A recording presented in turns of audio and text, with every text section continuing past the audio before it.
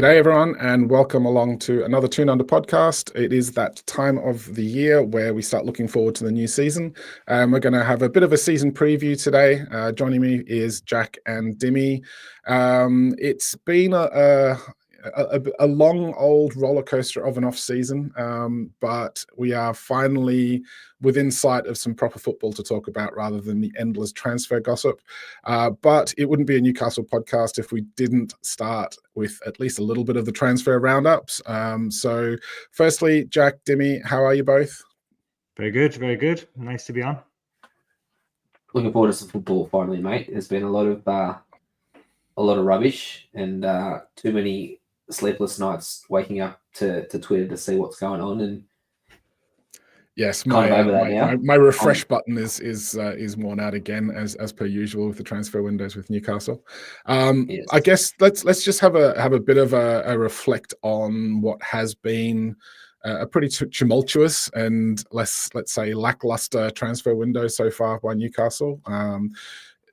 Wasn't helped early on. Jack, I know you've been Mr. Positivity about it as much as you can, and there's been a little chink in the armor even for you over the last kind of week or two.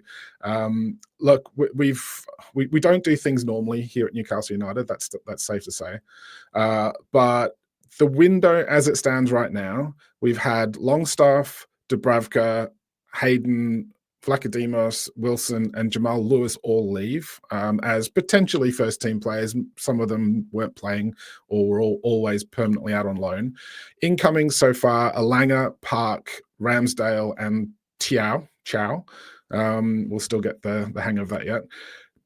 Jack, look, besides the whole Alexander Isak scenario, which we still don't have an end in sight for, with the way Eddie Howe started the off season and his comments about needing to move quickly, and we wanted to sort of go hard in this window, and the fact that we're like coming in off the back of 3 windows where we hadn't signed anyone, this was meant to be that sort of transformative off season for us. So, do you look at that list of outgoings and incomings and see us significantly weaker, or probably not the same, but not as strong as we probably should be at this point?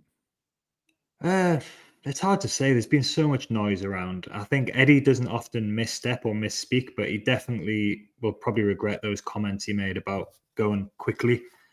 Within a few hours of that, poor Mitchell had left, and then that threw everything into turmoil again.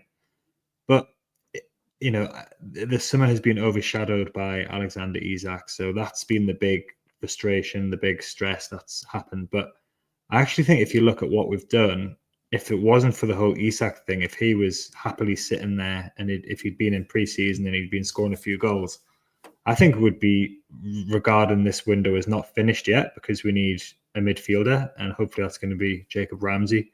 We'd still need another striker, so there's 2 positions we'd still need to fill.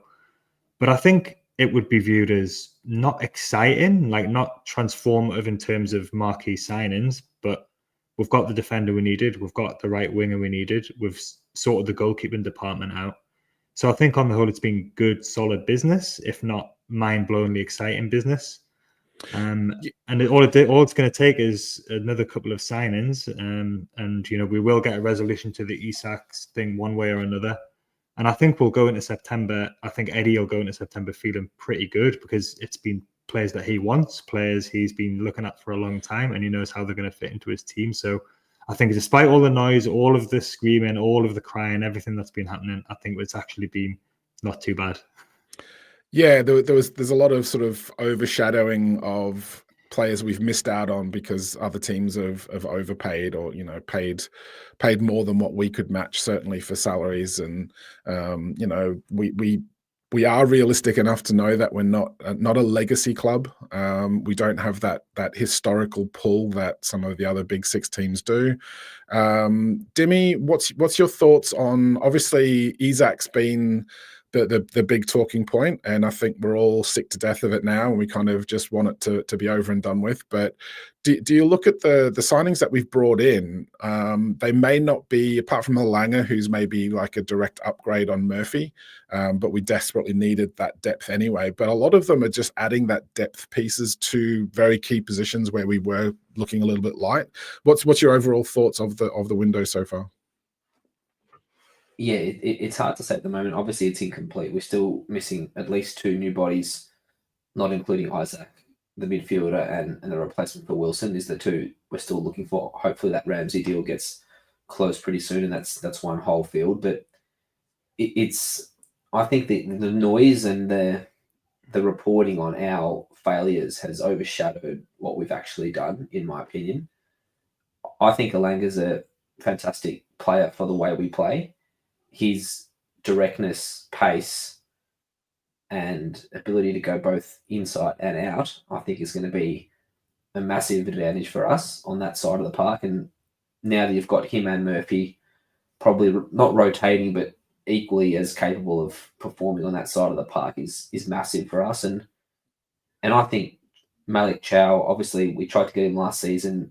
There was talk that he was our main target. Then all of a sudden we pivoted to Gahey, and that was a three-week fast by Paul Mitchell, who couldn't close that deal. And here we are this time, 12 months later, we've signed the same bloke. So we seem to be going into targets that we like, and that's sort of the MO of Eddie and his team, that he likes going back into for targets that we've liked before. So I think he's going to be a maybe not an immediate upgrade on Fabian Schär, but I think by mid-season, I think he'll be, if not the starter, he'll be neck and neck with Schär and potentially the starter by the turn of the year. I think he's a quality player, and you don't play for AC Milan if you're a mug, and you don't play that many games in the Champions League for that top club. He's played nationally for Germany at a young age as well. So I think we've signed a player who can grow, and potentially him and Botman for many years to come are going to be a very strong centre-back partnership. So look, like Jack said, it's hard to judge because of all the noise and everything. But for me, if we can get at least 2 new bodies in and resolve that Isaac situation, then yeah, I think it would be a successful window. Yeah, it's kind of easy to get caught up in the media bullshit, especially with the way Twitter, what X is going these days, where everyone's kind of rehashing the same story like 5 times a day. If it's a slow day, I think someone said that Fab had tweeted pretty much the same thing 23 times in one day. And it was just like, yeah, look, it's just sort of just noise at this point. I think the key is with the signings that we have got in, they all seem really happy to come as well. And I think that to me speaks volumes, where Alanga was desperate to come here. Ramsdale's worked with Eddie Howe before and spoke very highly of him. Chow as well. I think he seems really happy and was keen on coming over. But then you look at, say, if we do manage to land with Visser as well, then he's very keen to join us. I think he would be a very good, maybe not like for like replacement, but I think he's going to be as close to replacing Alexander Isak in the short term as you can possibly get for a reasonable fee. So hopefully that one gets sorted. Ramsey for me, I think if he comes, then I know people are complaining about injury records and stuff like that, but it's his play style seems absolutely custom tailored for what we need right now. He's kind of like a replacement / upgrade on Joe Willock at the moment, I would say. Replacement, he's obviously, I'd say Miley's probably going to come in and replace Longstaff in that squad. But Ramsey, for me, he's got pace. He's 2-footed. He breaks from midfield. He scores some absolute cracking goals from distance, which I think is something we're desperate for in that squad at the moment. When teams are sitting deep, then we can have players like that who are going to take some shots from outside the box and kind of maybe make teams not as keen to kind of compress everything as much as they are. So look, I think he would be an absolutely fantastic signing. And as you said, it's like if we tick a few more boxes, I think the end of the window could be good. But look, the reality is the season is kicking off tomorrow on Saturday. It's been a long time coming. I know we always say at the end of the seasons, it's like, great, we can catch up on some sleep and sort of like recharge the batteries. But I don't think that's really happened this off season because of all of the endless social media scrolling to find out what's been happening. But look, we've got Aston Villa coming up at the weekend. It's the lunchtime kickoff game, so it is an early game, which basically means every major city in Australia is actually putting on some meetups for it. So before we get into the game itself, just wanted to put a bit of a shout out through to all of the meetups around Australia for those people in Australia who are listening to this or watching on YouTube.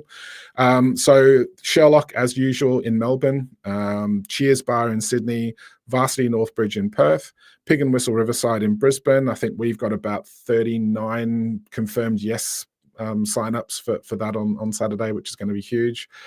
Finn McCool's at Surfers Paradise in the Gold Coast, Akaba Hotel in Adelaide, and the Commonwealth Hotel in Newcastle. That's New South Wales, Newcastle, not Newcastle, UK, Newcastle.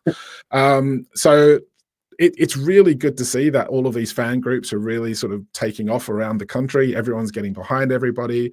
Obviously, starting the season off with an early kickoff means it's a 9:30 p.m. kickoff here in Australia, which is like ideal time on a Saturday night. So it's not going to be stupid o'clock in the morning. The Premier League has actually shifted all over to Stan Sport now, rather than Optus Sport. But this one is actually on free to air as well. So it's actually on Channel 9 free to air. So, everybody can tune in and watch how shit we are.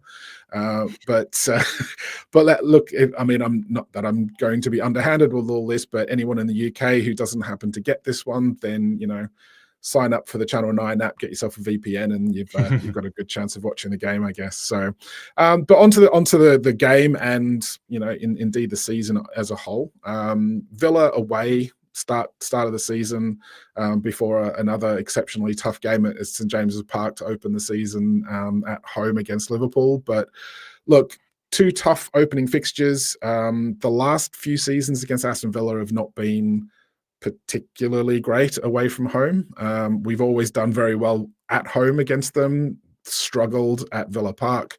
Look, Dimi, last season we got a 4-1 defeat. We won 3-0 at St James's Park. So there's usually plenty of goals. Given the lengthy off-season debate over new players, given the lack of a recognised striker at the club at the moment, how are you going into this game against Villa?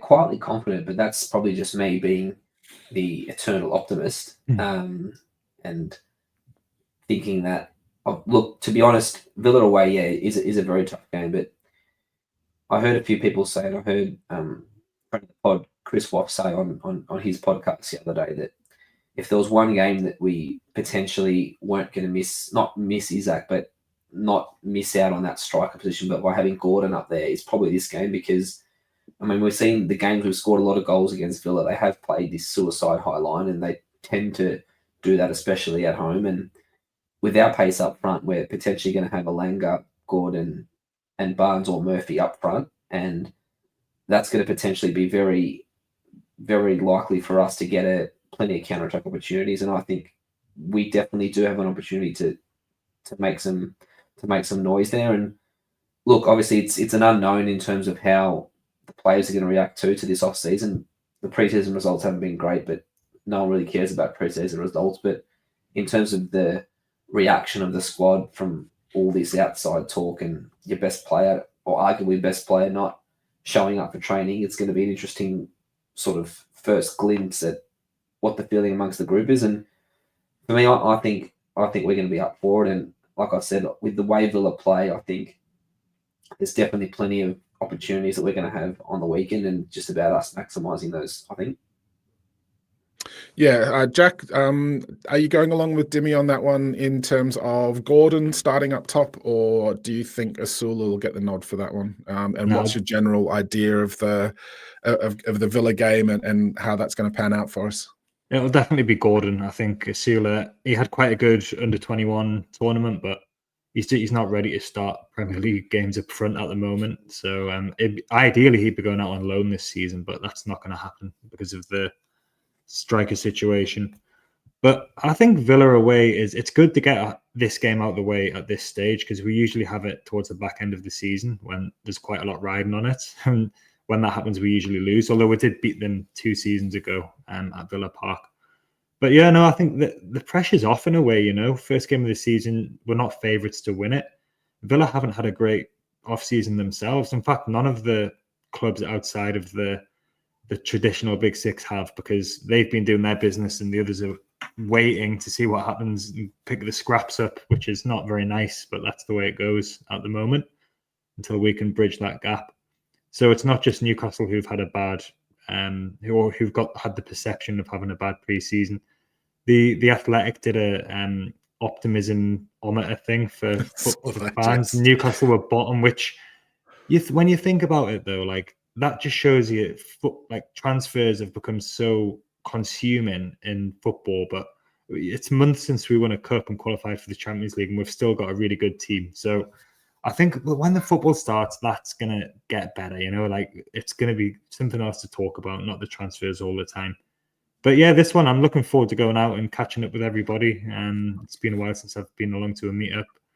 And the result, it doesn't matter that much. We're expected to lose. So let's just hope we can put in a good performance, get some good performances from the new players. And it'll just be interesting to see how we approach it. And yeah, but I'm quite confident we might be able to pick something up. I think the focus has kind of almost shifted in the off season to we're not good enough and we needed to strengthen the first team.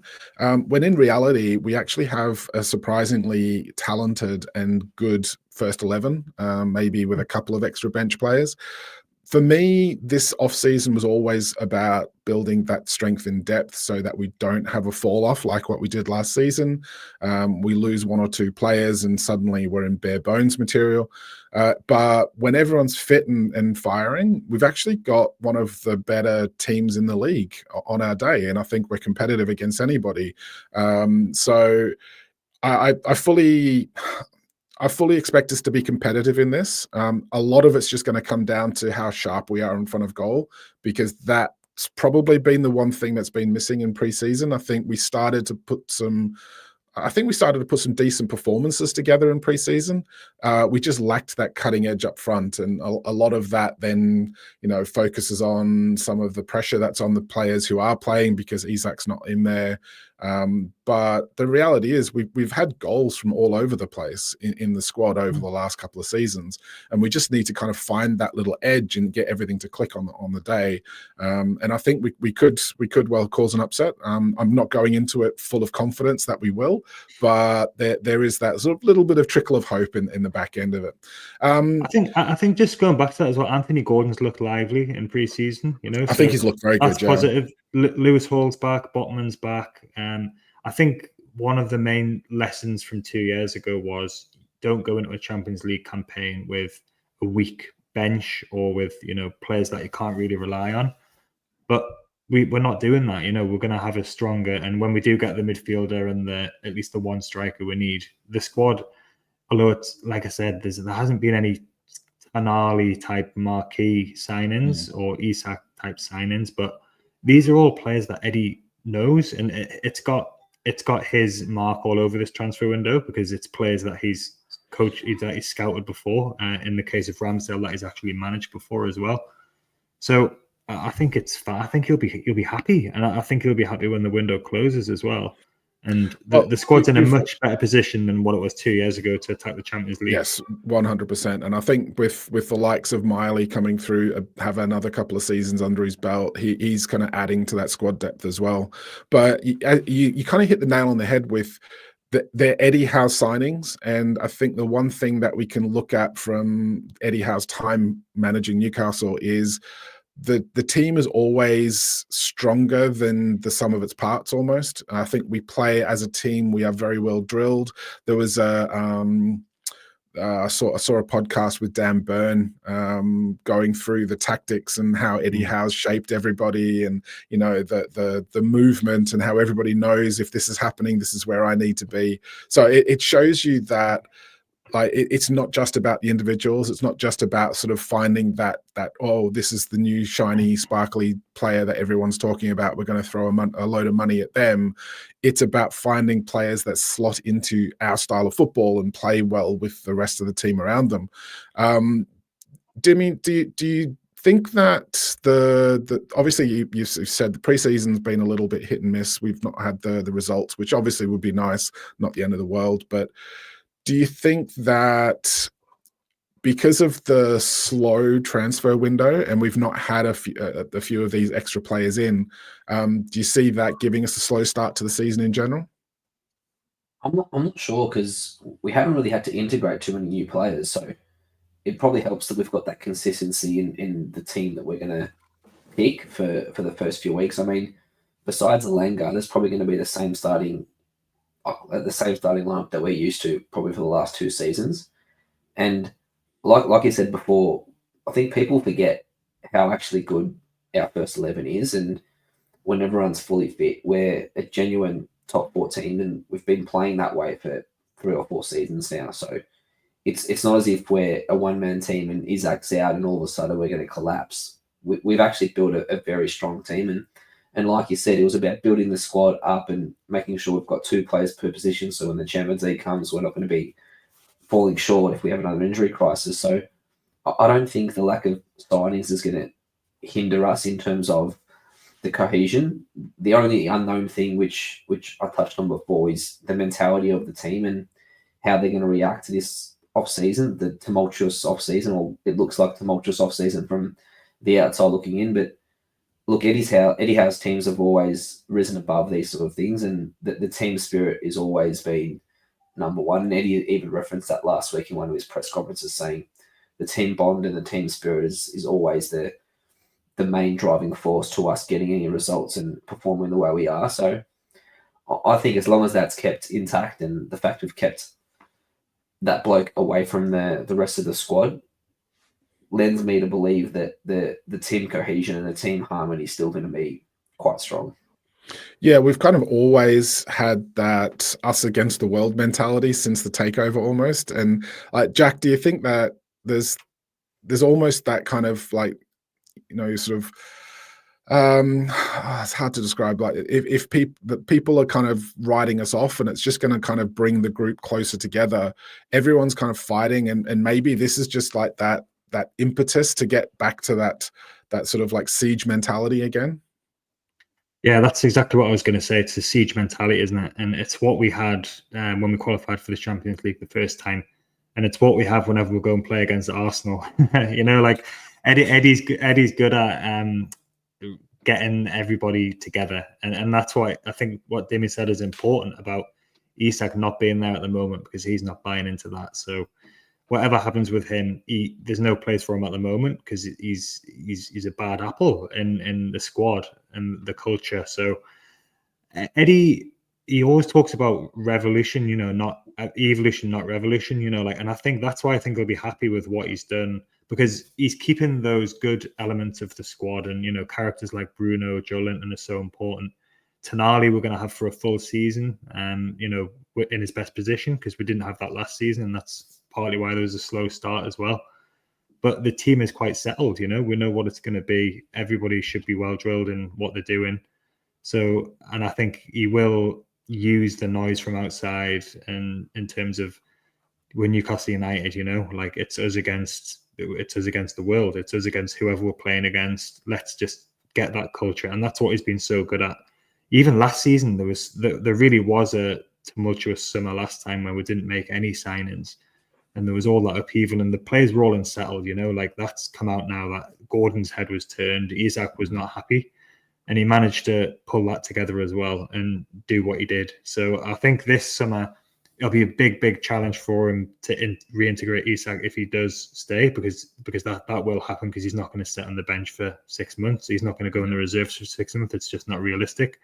So that'll be a big challenge for him.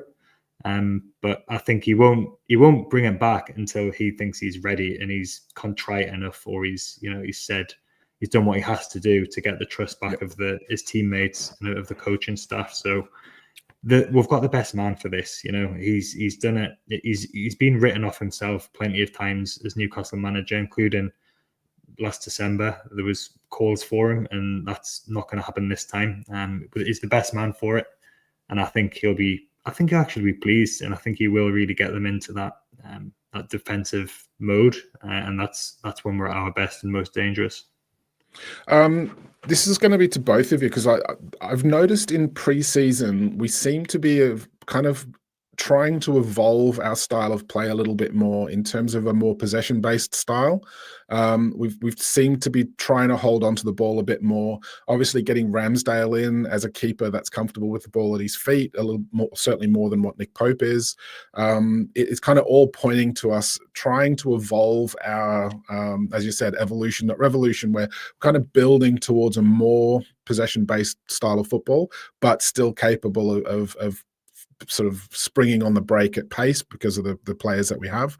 Dimi, you can go first, but did you notice that as well, and do you think that will be something that we'll try implement into the Premier League on a regular basis, or is this literally just this is our plan B, plan C kind of thing when it's not working against some of the teams?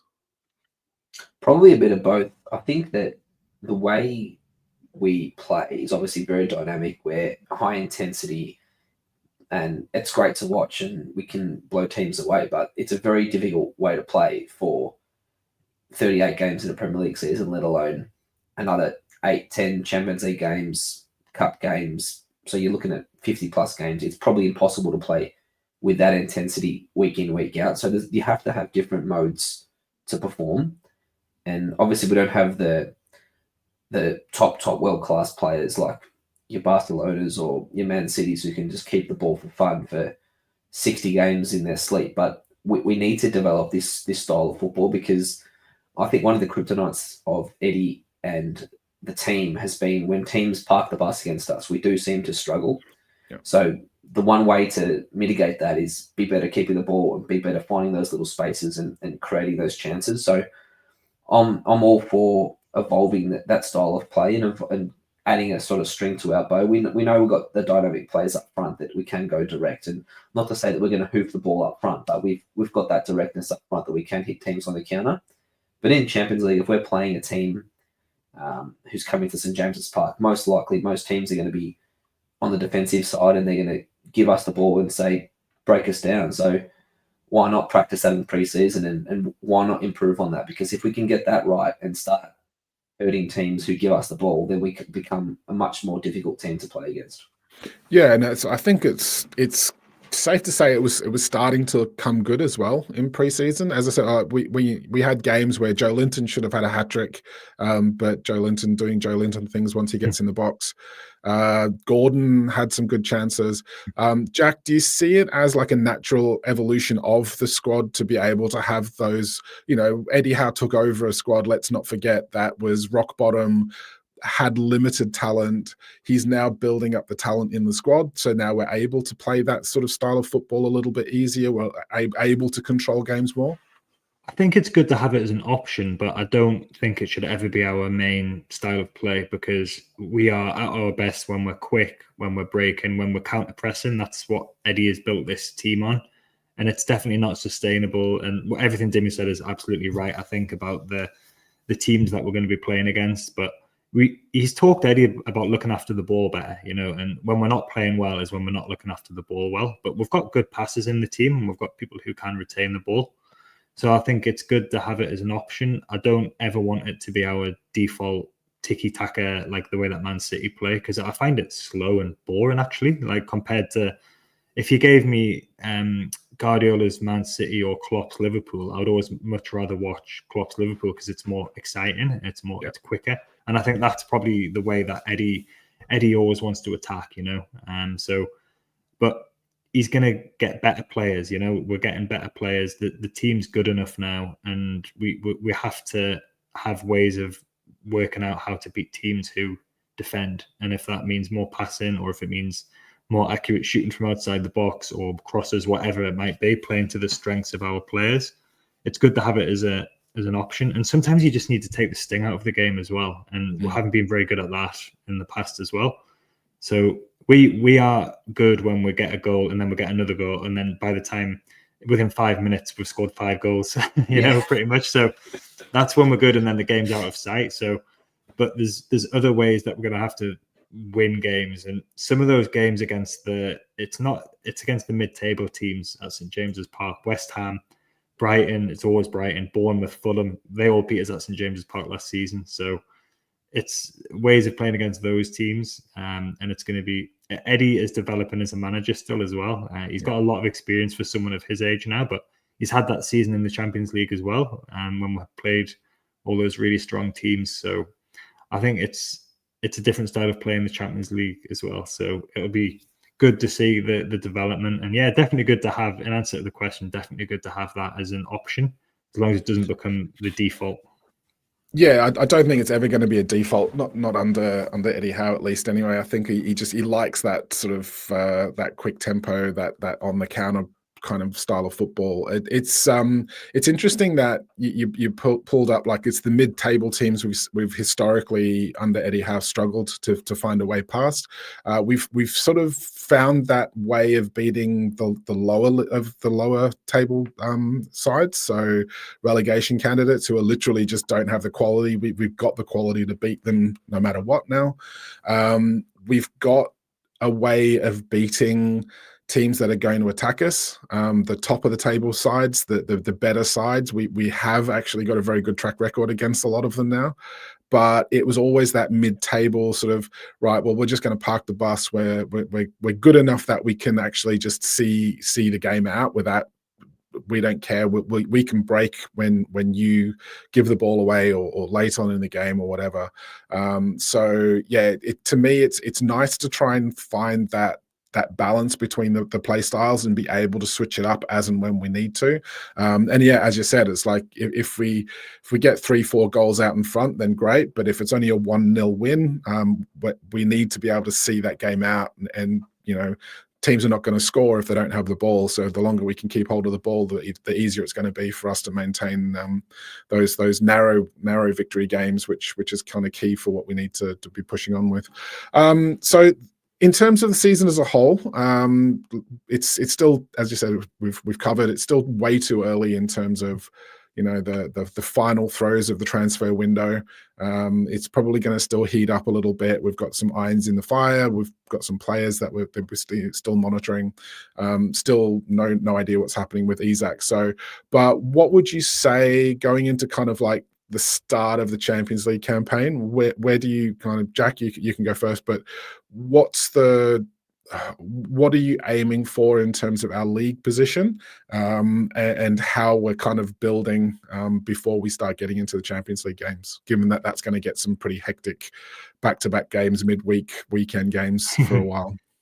Yeah, it's going to get pretty crazy, I think, in that period. And there's more Champions League games this time as well. So it'll be good to see who we get in the draw. At least we know we're not going to get 3 former winners or whatever we had last time. And we're going to be getting some, on paper, some easier games in the Champions League. The Champions League is going to be really exciting again. Like the novelty factor isn't going to be there as much, but it's still going to be exciting. But we need to show that we belong there now, you know? Yeah. So in terms of the league, before we get there, I think we started playing so badly last season, but we were winning games, and I think we won 2 and drew 2 of the first 4. But it came home to roost at Fulham, where we were really bad, and up until December we were inconsistent. So by the time we get to start and play in the Champions League, let's just be in touch with the top 6. I would say being in and around the top 6 would be good, because I think that's got to be the target's got to be Champions League again, but that's going to be very, very hard, you know, because other teams are going to be stronger. Especially if, depends on what happens with Isak, that's going to play a big part of it. But that's got to be the league target. So if we can be in touch in and around there by the time the Champions League starts, I think that would be good. We've got quite hard fixtures to start with as well. So yeah, I think that's what we kind of got to be aiming for from the first month or so of the season, and then see where we are then. But really it'll just be taking a game at a time, I think, and not trying not to get too far ahead of ourselves and trying not to overreact too much to defeats or get too high if we win. If we get a win against Villa or Liverpool, that'd be really positive. But Eddie will keep everybody grounded anyway, and I think take it one game at a time. And then the end of the season has always been quite stressful the last 3 years, even though we've been good, because we've been being chased down by Liverpool, or we've been trying to get back into Europe, or last season we were relying on Man United to beat Villa. That was a stressful end to the season as well. So yeah, I'll just enjoy watching some football without the actual result immediately meaning something massive happens. One game at a time. I think that's the mantra for the first month or so of this season. That's fair. Dimi, your thoughts? I'm a bit more glass half full. Look, obviously, yeah, we want to start the season well and be in touch, but for me, this year is all about consolidating our position in the top 4 of the league, or top 5, however many spots the Champions League give to England. So for us to attract and continue to attract players and be able to keep players like number 14. I'm not going to say his name. I've decided I'm not going to say his name until he dead to me. Either he apologizes or he leaves. But yeah, to be that establishment club like the other teams that have beaten us to some signings this summer, you need to be a consistent year in, year out Champions League team, not Conference League, not Europa League. If we can start year in, year out playing Champions League football and say that potential signings, hey, look at us, we're for the last 5 years, we've now been in the Champions League. All of a sudden, I think the talk of the historic clubs or the legacy clubs who are now pipping us to these signings, I think that goes away. And all of a sudden, I think we could be challenging, I feel, for Champions League titles and Premier League titles. And I honestly believe that. And it's just going to take, obviously, a little bit longer than potentially the Saudis thought. But that's okay.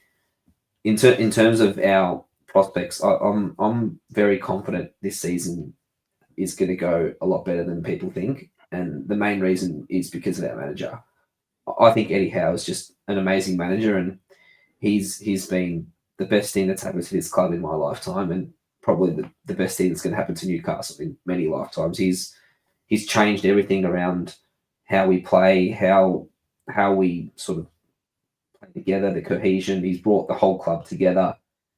He's obviously won us a trophy, the first trophy in my lifetime, in you guys' lifetime, and in such a long time. And he for me is one of the top managers, not only in England but in Europe. And I think any challenge that he faces, I think he can conquer. And that's why in this transfer window, I'm sort of thinking, look, if it's an Eddie signing, I trust Eddie that much that if he thinks he's going to be a good player for the club, then go for it, Eddie, because his track record on signings has been virtually 100%, which is impossible to do, really. Most transfer windows, you'll find 3 or 4 players get put to the wayside, but Eddie and his team have been fantastic at hit rate in terms of the guys we've signed. So as long as Eddie's in charge, and I'm hoping he's here for a very long time, but as long as he's in charge, I believe that we can go as far as we need to.